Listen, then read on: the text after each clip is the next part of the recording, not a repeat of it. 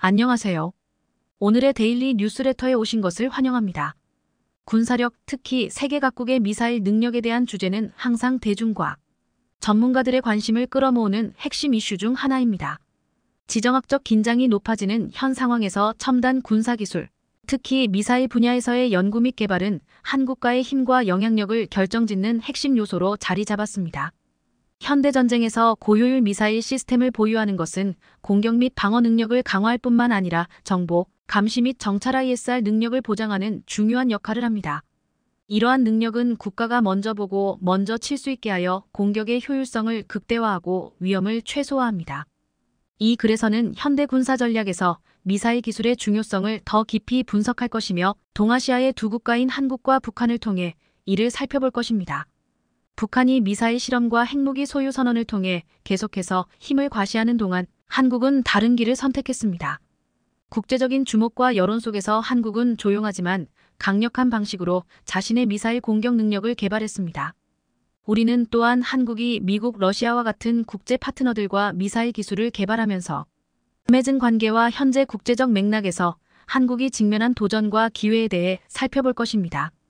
마지막으로 최근 사건들로부터의 평가와 분석을 통해 한국의 국제적인 군사 및 미사일 기술 분야에서의 위치와 실제 능력에 대해 더 잘 이해할 수 있게 될 것입니다. 당분간은 군사 얘기로 진행하겠습니다. 현대전에서 정보, 감시 및 정찰 ISR 능력의 중요성은 아무리 강조해도 지나치지 않습니다. 먼저 보고 먼저 쏠 뿐만 아니라 정확한 타격이라는 점에서 반드시 필요한 전략 자산입니다. 그리고 중심에는 미사일이라는 첨단 무기가 버티고 있습니다. 북한이 제 아무리 핵을 보유했다 미사일이 어쨌다 떠들면서 자신들의 약점을 감추려 하고 있지만 북한은 정보 취득에 관한 자산이 없다는 치명적인 약점을 갖고 있습니다. 한국이 선제 타격을 위해 미사일을 발사해도 북한은 알아낼 수 있는 방법이 별로 없고 또한 북한은 한국이 쏘아대는 미사일을 방어할 수 있는 방어체계조차 없습니다. 속수무책인 상황인데도 겉으로는 자신들의 콤플렉스를 감추려는 듯 연일 협박만 합니다. 2017년에 미 국방 전문 매체 내셔널 인트러스트는 이런 기사를 올리면서 한국이 미사일 강국이라는 점을 부각시켰습니다. 북한이 공개적으로 미사일을 발사하면서 전 세계의 주목을 받고 있는 그동안 한반도 38선 반대편에 위치한 또 다른 군사 강국 대한민국은 아무도 모르게 조용히 미사일 공격 능력을 증강시켜왔다고 전했습니다. 따라서 지금까지 이런 대한민국의 미사일 공격 능력에 대해서 제대로 알고 있는 전문가는 없었다. 내부적으로만 기술 개발에 전념해 오면서 이제는 획기적인 미사일 강국으로 올라섰다. 이렇게 썼습니다. 내용을 덧붙이자면 자주 국방을 위한 미사일 개발에 관한 박정희의 집착은 미국과의 동맹 관계에 있어서 마찰의 원인이 되어 왔습니다. 그러나 한국이 미국의 1세대 대륙간 탄도탄 ICBM 아틀라스의 기술까지 입수한 사실이 드러나면서 미국은 핵 개발 및 미사일 개발을 포기하지 않을 경우 경제 제재를 할 수 있다는 노골적인 압박을 가합니다. 결국 한국은 핵무기 개발을 포기하게 되지만 대신 미국은 포기 계획에 대한 반대급부로 한국이 미국산 탄도 미사일인 나이키 허큘리스 나이키 허크열리즈를 분해해 연구할 수 있도록 역설계 리버스 엔저니어를 허용해주겠다는 제의를 하게 됩니다. 그에 따라 한국은 지대공과 지대지 공격 능력을 모두 갖춘 자체 미사일을 생산할 수 있게 되었습니다. 그리고 구소련이 붕괴되면서 재정적으로 어려움에 처하자 불곰 사업의 일환으로 중요한 미사일 관련 기술들을 러시아로부터 흡수할 수 있는 호기의 기회를 맞게 됩니다. 그에 대한 기사가 2019년 2월 24일 발간된 내셔널 인트러스트에 담겨 있습니다.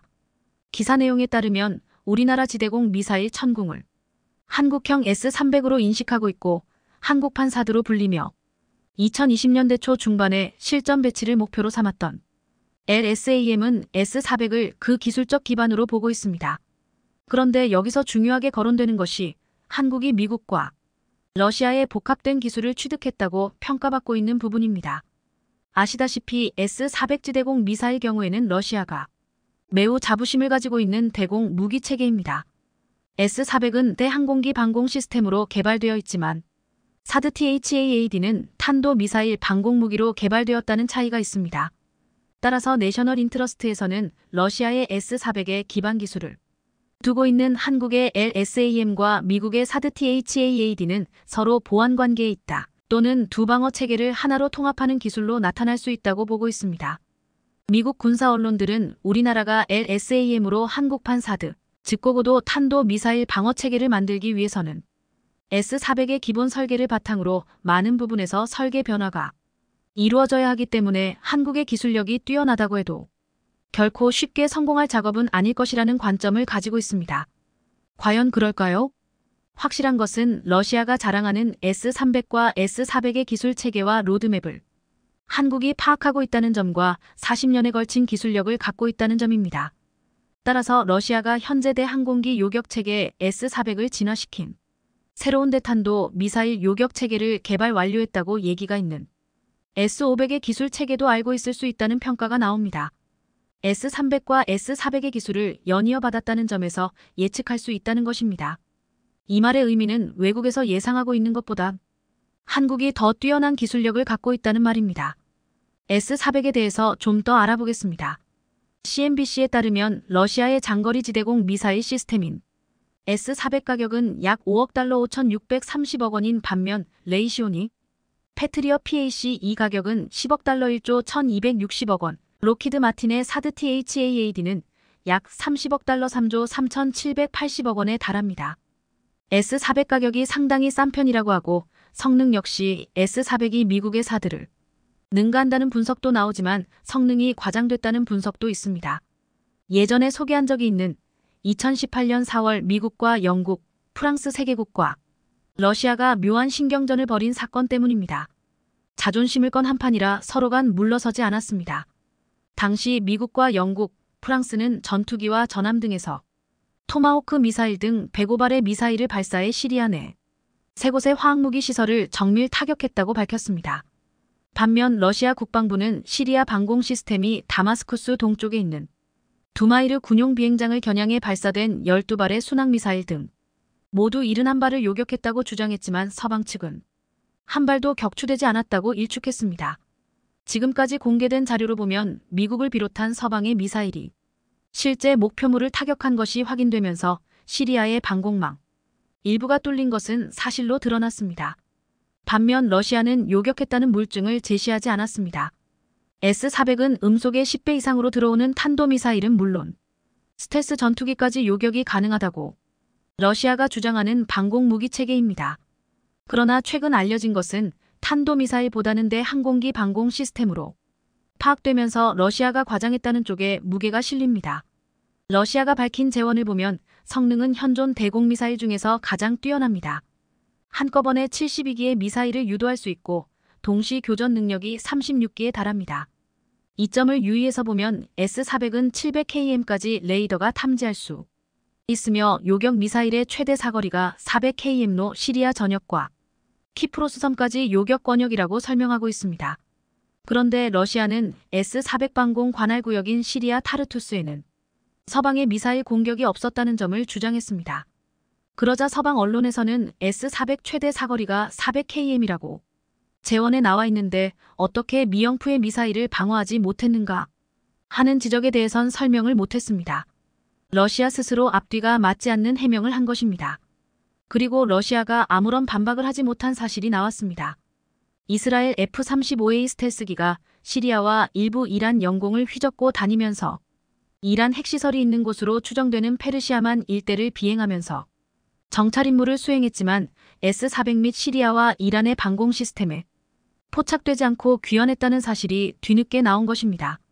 이에 대해 러시아 국방부 측은 타스 통신을 통해 방공망이 뚫린 적이 없다며 변명을 했지만 중국마저 우려를 표하면서 사실로 굳어진 상황입니다. 2018년 4월 초 S-400 초도분을 인수한 중국에서 나온 반응은 이거 믿어도 되느냐는 의문입니다.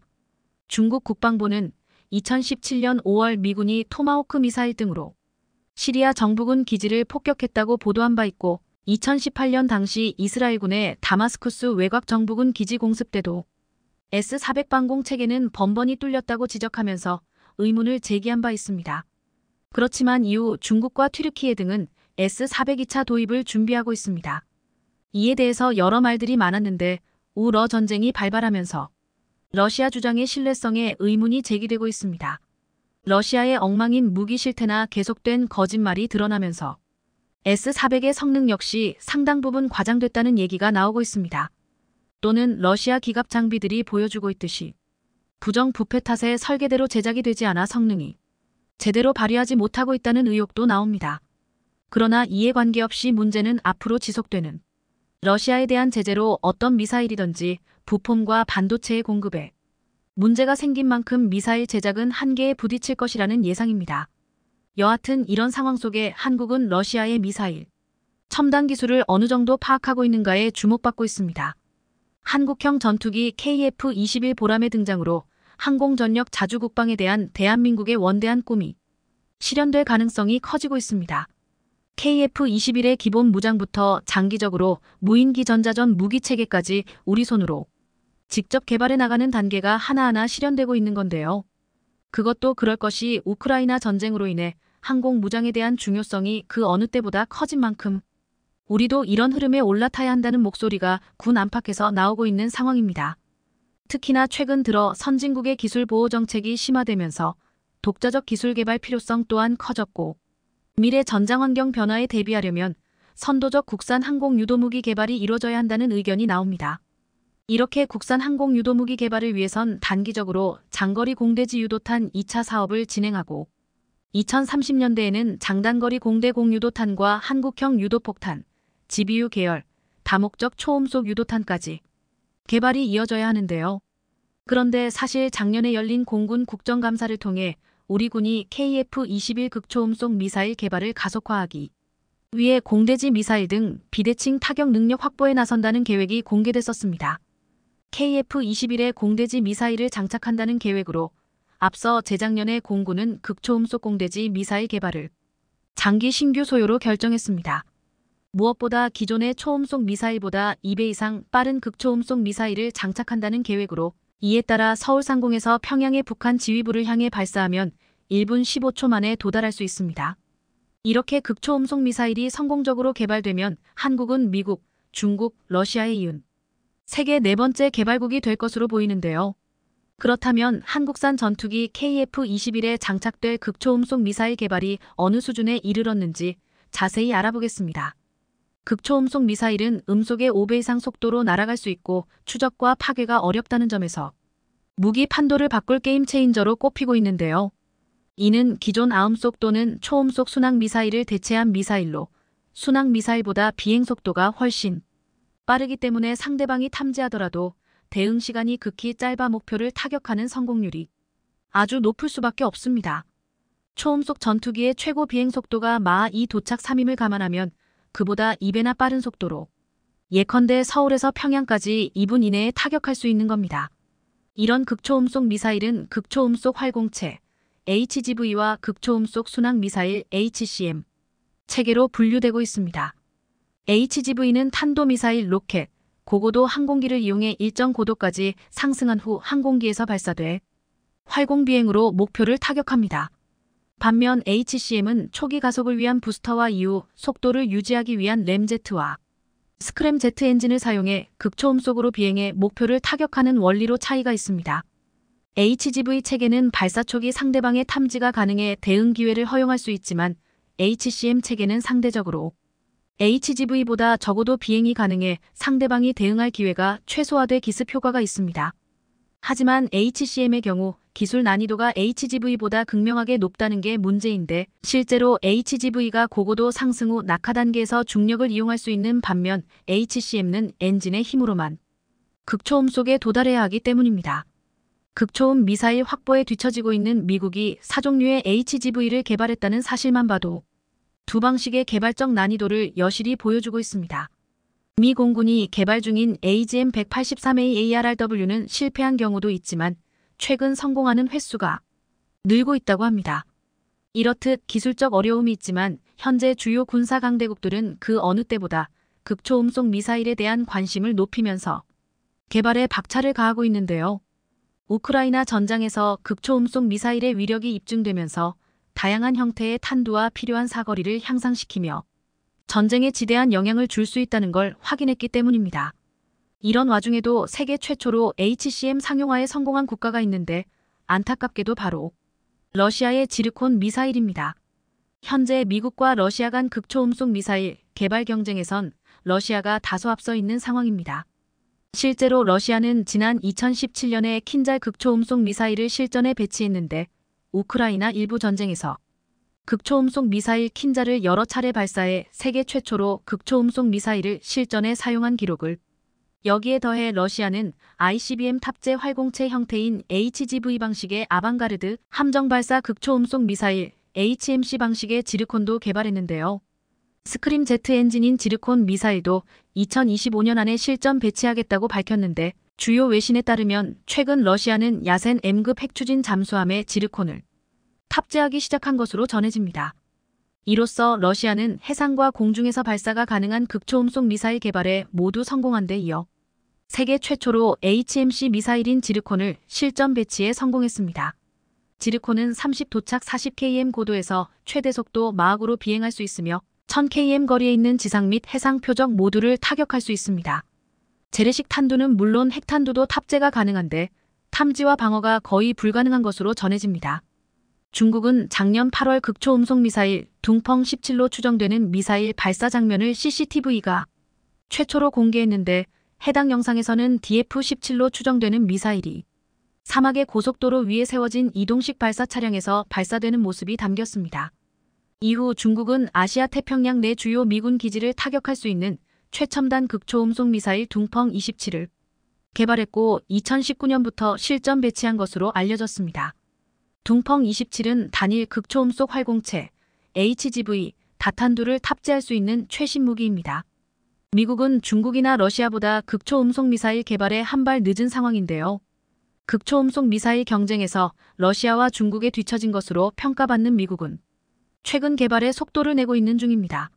현재 미 육군은 4종류의 HGV를, 해군은 극초음속 공격용 순항미사일 1종류를, 공군도 HCM 4종류를 개발하고 있습니다.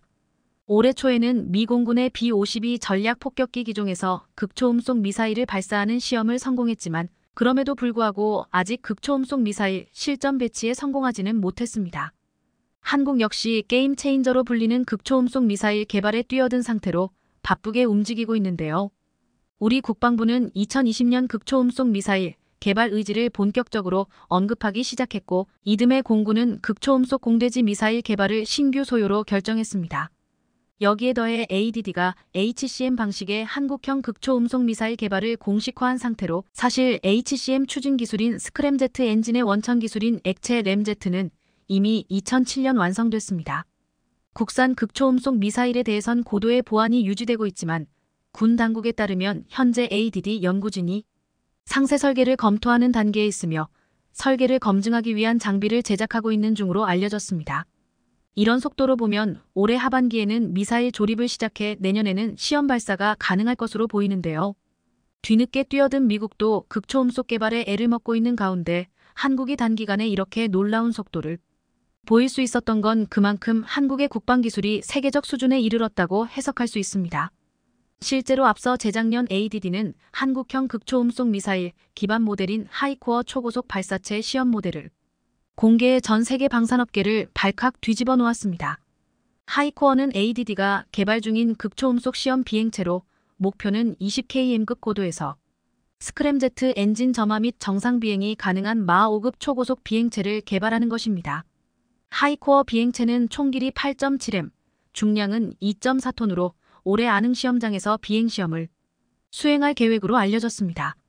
하이코어는 첨단 기술이 엄청나게 집약됐는데 한국은 2004년 러시아 MPO 마시노스트로이니아 사로부터 P-800 야운트 초음속 미사일에 사용되고 있던 램젯 기반 기술을 도입하면서 순조롭게 개발을 진행할 수 있었습니다. 지금이라면 도입 자체가 불가능할 정도로 핵심 기술이지만 당시 러시아 정부도 손을 놓고 있었기에 상대적으로 저렴한 비용을 지불하고 기술을 확보할 수 있었습니다. ADD는 이렇게 입수한 러시아 기술을 바탕으로 마 3의 속도를 낼 수 있는 야온트급 초음속 순항 미사일 개발을 완료했고 마 5의 이상의 하이코어 개발에 다다를 수 있었던 겁니다. 하이코어 테스트 비행이 성공한다면 대한민국은 극초음속 미사일 개발 완료까지 절반의 성공을 거두게 될 것으로 보이는데요. 더 나아가 대형 무장을 장착할 수 있는 KF-21의 체계 개발이 끝나는 2026년에는 국내 기술로 만들어진 각종 무장들과 극초음속 미사일, 초음속 미사일에 대한 본격적인 통합 테스트가 이뤄질 것으로 전망됩니다.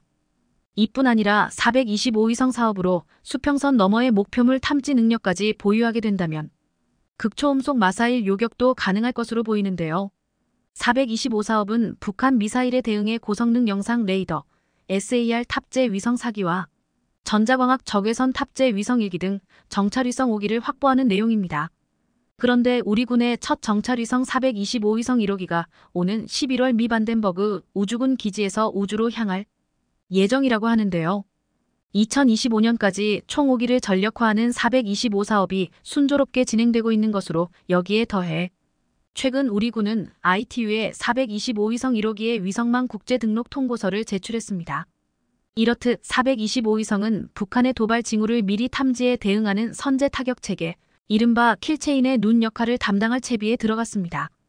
여기에 더해 한국은 KF-21 엔진 개발에 본격화하면서 엔진 개발에 필수적인 항공기용 APU까지 국산화할 준비를 하고 있는데요. APU는 항공기에 보조 동력을 공급하는 장치로 항공기 엔진을 켜거나 엔진이 꺼진 상태에서 기내 전력을 공급하는 장비입니다. APU는 일정 고도에 올라서 순항 상태에 도달하면 주엔진의 전기 공급을 맡기고 꺼지는데 이때 최소한의 동력을 기체에 제공하기 때문에 필수적인 장비로 꼽힙니다. 이렇듯 한국은 미래 전장 대비하기 위한 여러 가지 준비를 하고 있는데요. KF-21의 핵심이 될 한국형 극초음속 미사일이 하루빨리 공개됐으면 합니다. 한국형 경전투기 FA-50이 전 세계를 뒤흔들며 완전히 휩쓸고 있습니다. 폴란드 등 유럽 지역을 장악한 데 이어 이번에는 아랍아프리카 지역의 핵심으로 알려진 이집트의 거점을 구축해 방산 시장을 완전히 손에 넣겠다는 건데요. 이뿐 아니라 전투기 심장으로 알려진 엔진을 그냥이 아닌 슈퍼호넷급으로 탄생시킨다고 하는데 FA-50을 둘러싼 최근 상황에 대해 자세히 알아보겠습니다. KAI의 국산 다목적 경전투기 FA-50 200 효자 노릇을 톡톡히 하고 있습니다. 핵심 우방국인 쫄란드를 해외 마케팅 거점으로 삼고 아시아, 남미, 아프리카를 넘어 내친 김에 항공산업의 본고장인 미국 시장 진출에 도전장을 내밀고 있는데요. 방산업계에 따르면 KAI는 지난달 29일 폴란드 공군에 FA-50GF-12대 납품을 전달하며 수출 계약을 체결한 지 1년 3개월 만에 납품을 성공적으로 완료했습니다. 앞서 KAI는 2022년 9월 폴란드와 FA-50 48대 수출 계약을 체결했는데 남은 물량 36대는 쫄란드 공군의 요구에 맞춰 FA-50PL로 개발해 2028년까지 납품할 예정입니다. 이렇듯 FA-50은 폴란드 주력 전투기를 대체하는 핵심 기종으로 주목받고 있는 상황으로 노후화한 미그 29와 수호이 22 전투기를 FA-50으로 대체해 공군 현대화를 추진하려 하고 있습니다. 여기에 더해 필리핀도 FA-50 도입에 관심이 아주 많은데 차기 전투기 선정 사업으로 FA-50 블록 20을 눈여겨보고 있는 상황입니다. 개량형 모델인 블록 20은 항속거리와 무장 능력을 확대한 모델로 AESA 레이더, AIM-120 암남 중거리 공대공 미사일을 탑재할 수 있어 동급 최강 전투기로 불립니다. 사실 필리핀 공군은 2015년부터 FA-50PH-12대를 운용하고 있는데 뛰어난 격추 성능에 만족감을 드러내고 있는 중입니다. 우즈베키스탄도 FA-50 도입을 타진하고 있는 중인데 바오디르 쿠르바노프 우즈베키스탄 국방장관은 작년 8월 국방장관 회담에서 우리 국방부의 방산 협력에 대한 러브콜을 보내왔습니다. 우즈베키스탄을 비롯해 러시아 무기에 의존하던 중앙아시아 국가들은 최근 지정학적 긴장이 고조되면서 수입처 다변화를 꾀하고 있는 중이라 적극적인 움직임이 많은 상황입니다. 이뿐 아니라 이집트 공군의 고등훈련기 사업 수주 가능성도 매우 큰데 현재 KAI는 이집트와 FA-50 36대 수출 협상을 진행 중인 것으로 알려졌습니다. 특히나 이집트의 경우 향후 추가 주문 가능성도 있어 앞서 KAI는 이집트 수출을 최우선 과제로 마케팅을 집중했고 현재 협상이 막바지 단계인 것으로 전해집니다. 이렇듯 KAI는 아프리카의 안보 전략의 요충지인 이집트를 넘어서 항공산업의 본 고장인 미국 시장에 도전장을 내밀겠다는 큰 그림을 갖고 있는데요. 방산업계에 따르면 미국은 내년까지 280대 규모 공군 전술훈련기와 220대 규모 해군 고등훈련기 전술훈련기를 도입할 계획입니다. 우크라이나 사태, 중동 전쟁 등으로 인해 최근 유럽을 중심으로 빠르게 무기 재고가 소진되고 있는 만큼 FA-50의 미국 시장 진출 도전에 대해 승산이 있는 도전이라는 평가가 나옵니다. 그런데 최근 이집트에서 FA-50 경전투기 36대 생산 협약 체결 소식이 전해지면서 방산업계가 들썩이고 있는데요. 이집트 FA-50 수출건의 경우 이집트 현지에 생산 공장을 짓고 자체 제작하는 방식의 수출로 진행될 가능성이 높은 것으로 전해집니다. 최근 언론 보도에 따르면 우선적으로 FA-50 36대를 생산하고 추가로 더 생산 계획이 있을 가능성이 매우 큽니다. KAI는 이집트를 아랍아프리카 지역의 FA-50 수출과 유지보수 거점으로 활용할 생각을 가지고 있는 상황입니다. 사실 이집트 FA-50 수출은 1년 전부터 계약 이야기가 글로벌 방산업계에서 나오고 있는데 지난달 계약이 막바지에 이르렀다는 언론 보도와 함께 해외 트위터에서도 해당 내용이 업로드되는 등 계약 체결이 임박한 것으로 보입니다. 이번에 계약 체결이 성사되면 이집트는 전 세계에서 7번째 FA-50 운용국이 될 전망인데요. 전투기 등 무기 체계의 경우 국가마다 군사 운용 방식이나 환경이 달라 맞춤 제작에 대한 수요가 발생할 수밖에 없는데 한국 방산은 이에 유연하게 대응할 수 있는 만큼 FA-50 운용국이 계속 늘어나고 있는 것으로 보입니다.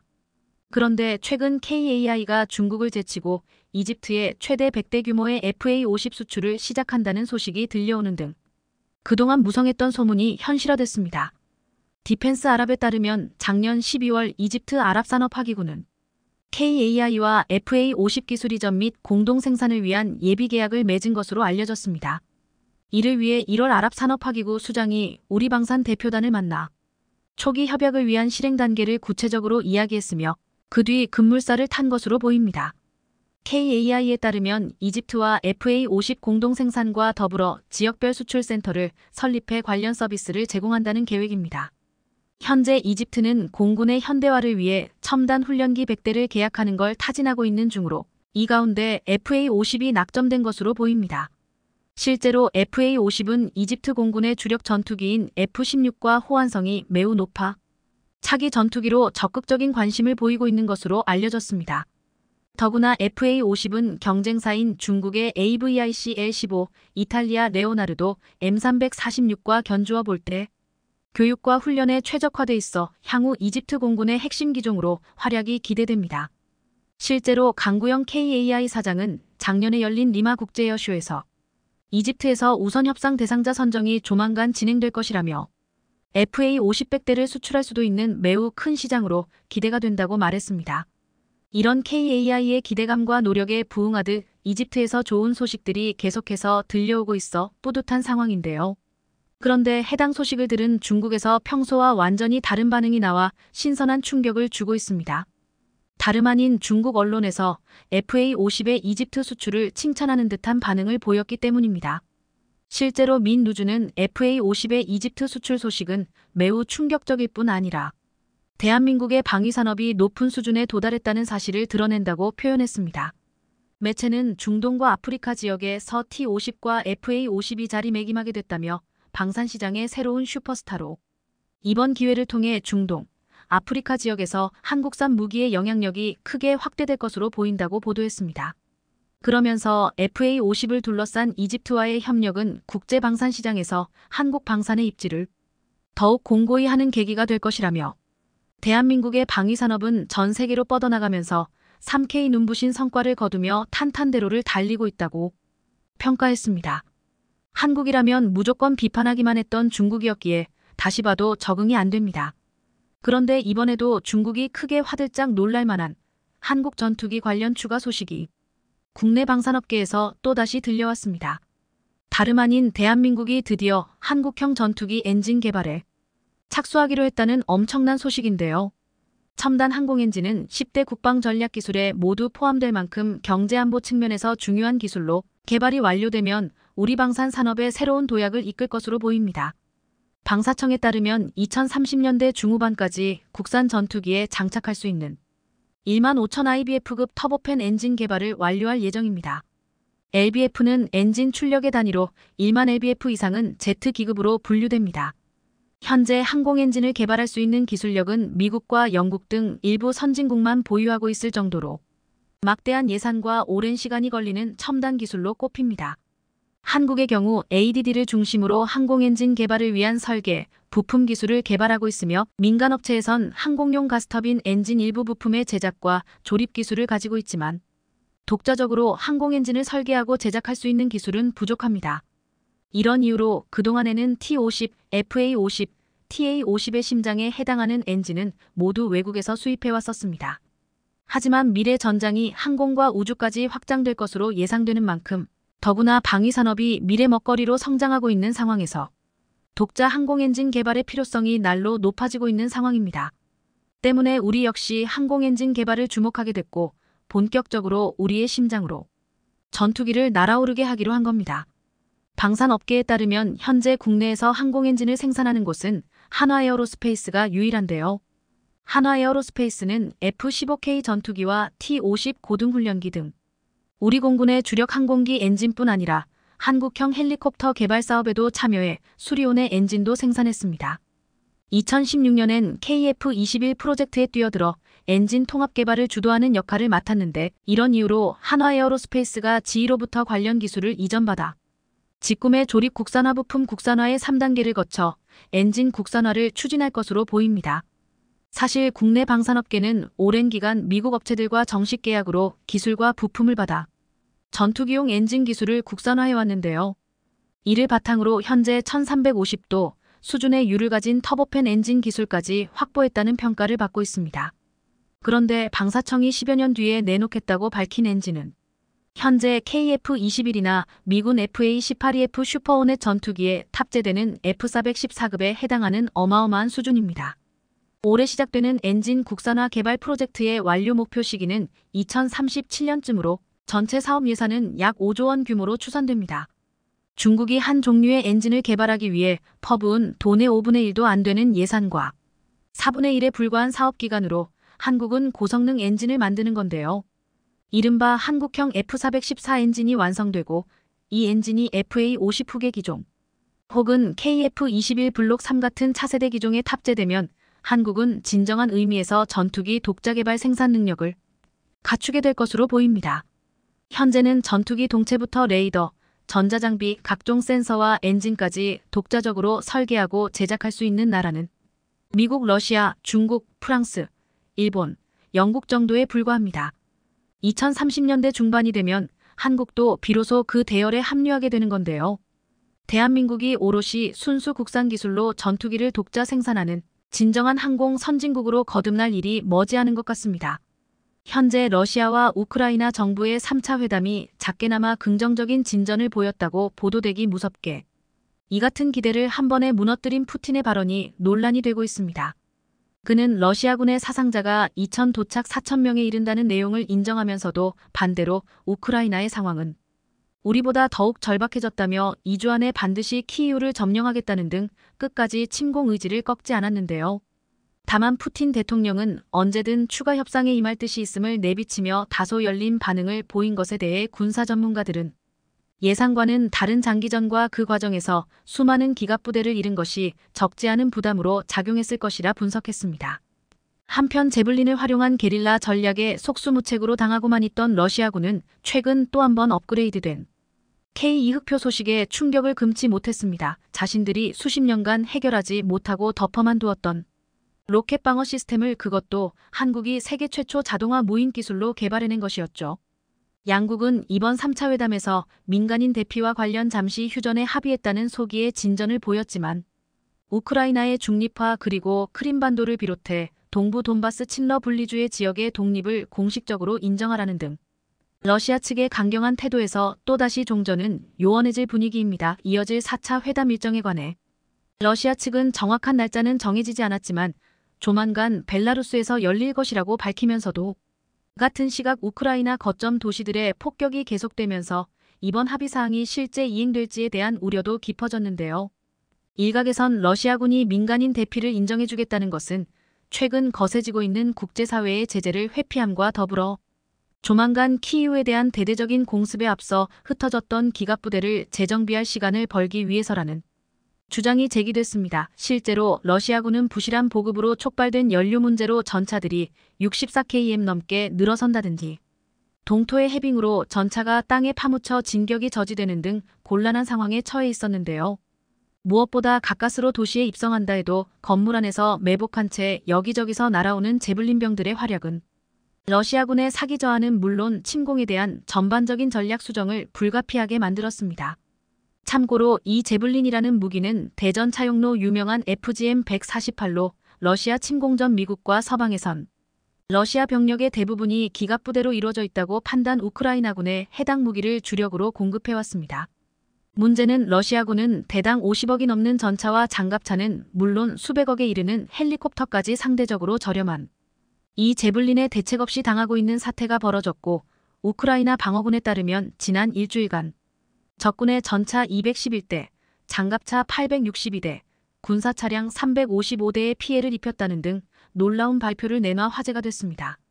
CNN 측은 우크라이나의 생각 외로 강한 저항에 러시아 공세가 주춤해졌다며 이에 우크라이나군이 서방에서 획득한 무기 체계의 효과를 톡톡히 보고 있다고 평가했는데요. 당초 평원이 많은 우크라이나 지형상 러시아 기계화 부대는 수도 키이우를 거점으로 장애물 없이 진격할 것으로 예상됐으나 우크라이나군이 러시아 전차 사거리 바깥에서 제블린을 발사하는 게릴라 전략을 취하면서 상당한 피해를 발생시키고 있다는 것이었죠. 그도 그럴 것이 제블린은 길이 1.2m, 무게 22.3kg의 휴대용 미사일임에도 자율유도 장비를 갖추고 있어 탄두를 발사한 직후 병사가 회피 기동을 해도 적외선 장비로 표적을 자동으로 추적해 명중시키는 것이 가능했습니다.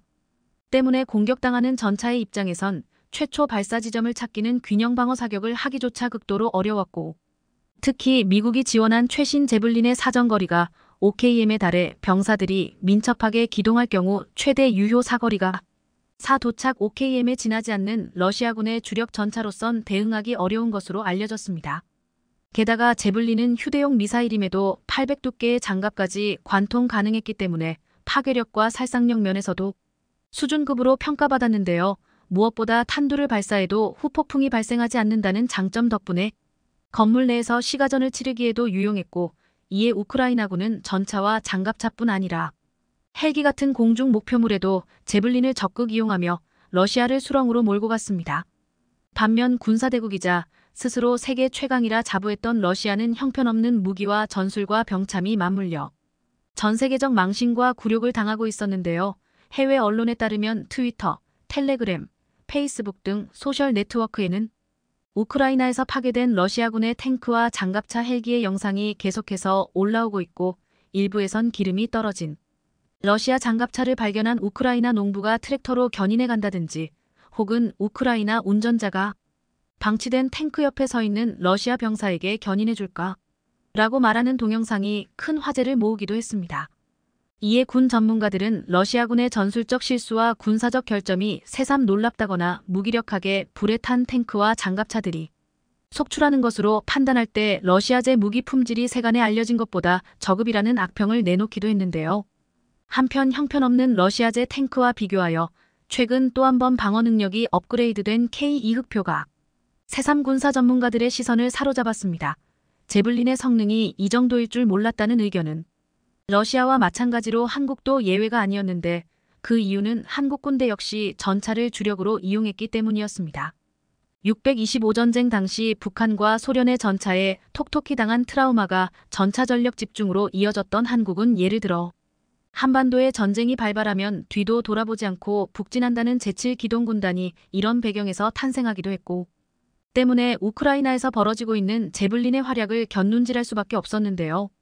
참고로 육군의 새로운 주력 전차이자 미래 수출의 효자 상품으로 기대를 모으고 있는 K2 전차는 2008년 개발돼 현존 최강 120활강포와 자동장전 기능을 적용 탄약수가 필요 없어 운용 인원도 3명이면 되는 데다 시속 70km의 빠른 속도로 이동 가능해 단번에 전 세계의 주목을 받으며 2020년 3차 양산 계약까지 체결된 바 있었습니다. 스펙상 볼 때 K2 흑표는 러시아 전차에 비해 제블린 공격에 덜 취약할 것으로 보이지만 만약 시가전에서 전투가 벌어진다면 제 아무리 흑표라 해도 적군의 기습에 추풍낙엽으로 쓸려갈 것이 분명했는데요.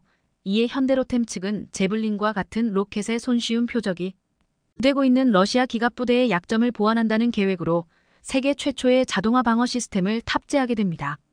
현대로템 관계자에 따르면 능동 방어 시스템이라 불리는 이 방어 체계는 유도 교란형 소프트킬과 대응 파괴형 하드킬로 나뉘는데 K2 전차에는 소프트킬 방식의 능동 방어 시스템이 설치돼 있다며 만약 제블린 같은 대전차 유도 미사일이 날아오면 이를 사전에 감지해 미사일이 날아오는 방향으로 즉각 복합연막탄을 발사함으로써 미사일 유도를 교란하고 전차는 그 시간에 재빨리 회피 기동을 할 수 있다고 밝혔습니다.